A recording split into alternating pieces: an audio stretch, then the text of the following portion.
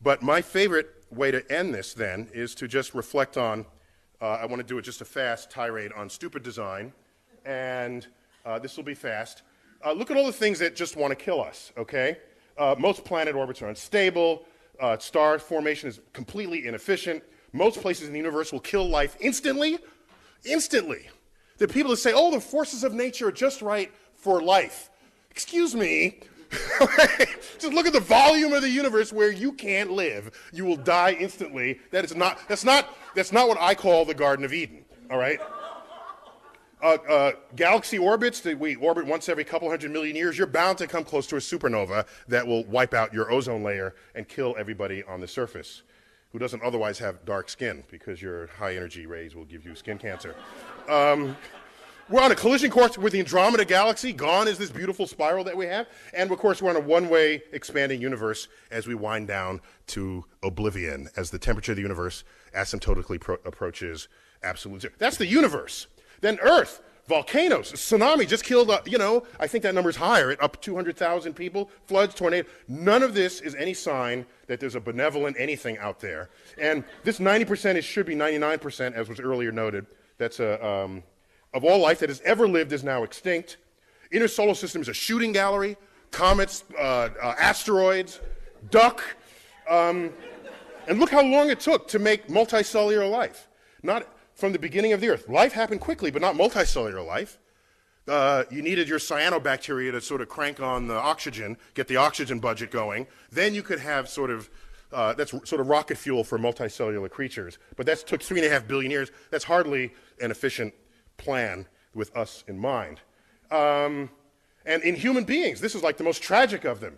I don't even include here the expression of free will where people want to kill each other. I'm talking about nature killing us without the help of human beings. Aggressive childhood leukemia, hemophilia, all of this. And we so much praise about the human eye, but anyone who's seen the full breadth of the electromagnetic spectrum will recognize how blind we are.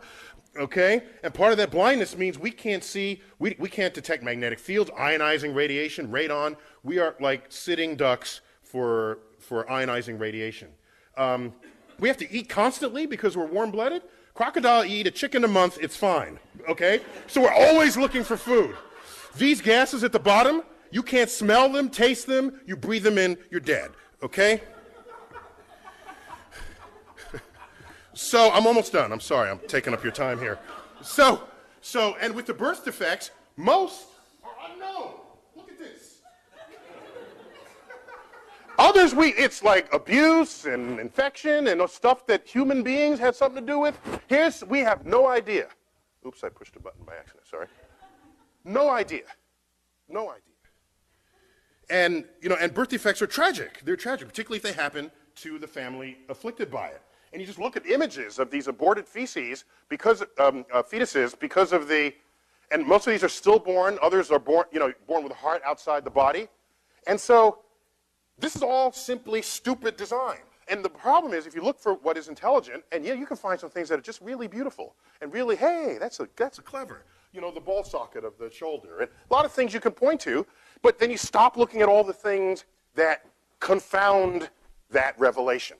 And so if I came upon a frozen waterfall and it just struck me for all its beauty, I would then turn over the rock and try to find a millipede, okay, or some kind of deadly newt, and then put that in context and realize, of course, the universe is not here for us, for any singular purpose. My favorite of all is, of course, you eat, breathe, eat, and drink through the same hole in your body, guaranteeing that some percent of us will choke to death every year, okay? Imagine if you had a separate hole for breathing and eating and talking. That would be just really cool, right? You could drink, breathe, and just talk, and you would never choke, all right? And it's not a hard request. Dolphins breathe and eat through different holes in their body. And that's a mammal. So this is like Santa Claus could bring this one.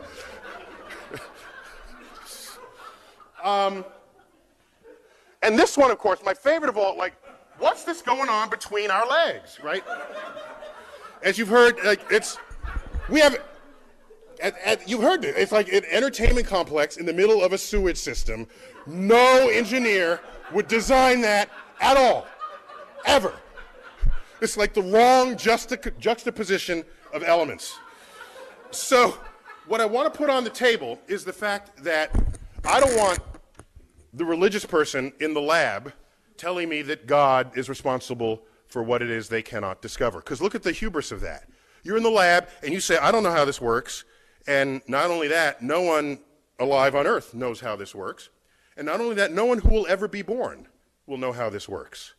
That's kind of audacious when you think about it. And then you put it down and go on to the next problem. If this problem is a cure for Alzheimer's or cancer or whatever else, I don't want them in the science classroom. And so the issue is simply about progress and discovery.